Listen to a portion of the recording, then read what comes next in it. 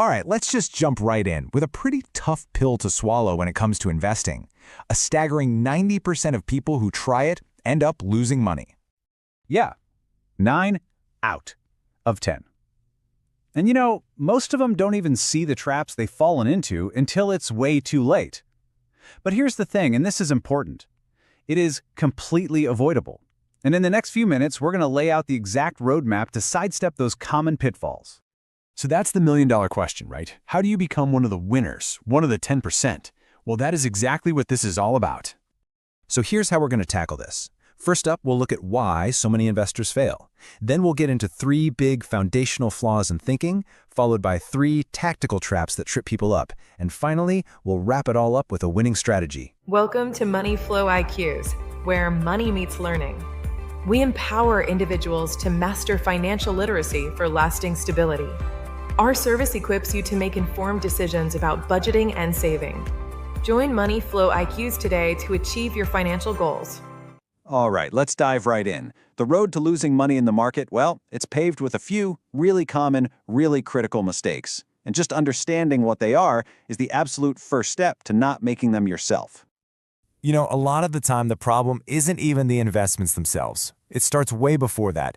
It's all about our mindset. So let's break down 3 of these foundational flaws that, honestly, set people up to fail from the get-go. Okay, so the very first flaw, it's just not doing anything. You've got 2 camps here. On one side, you have the people spending it all.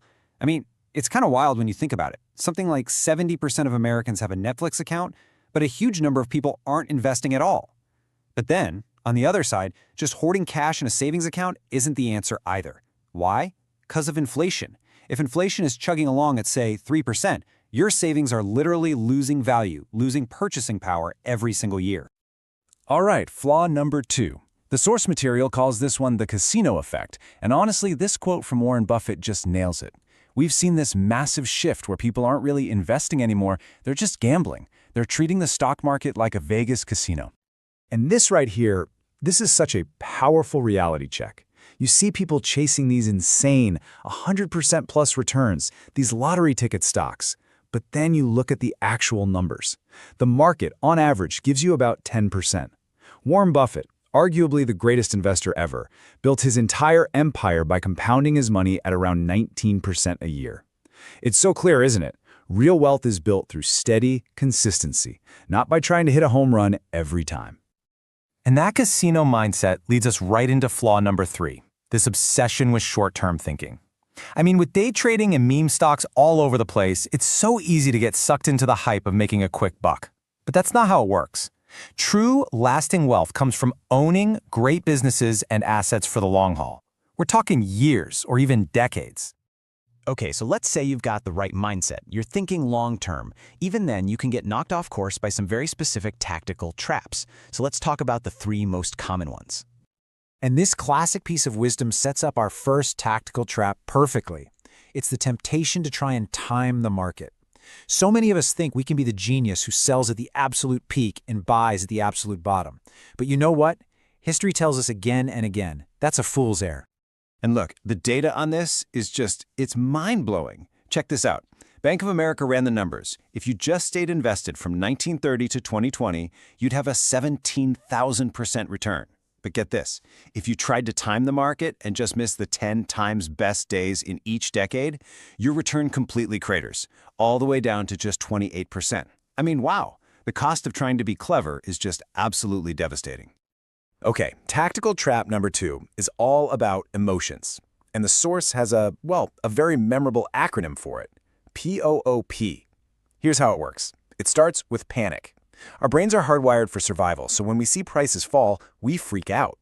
That panic leads to overselling, and that panic selling creates a massive opportunity for the people who keep their cool.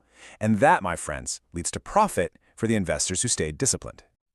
And you know what? This isn't some new thing. This cycle happens over and over and over again.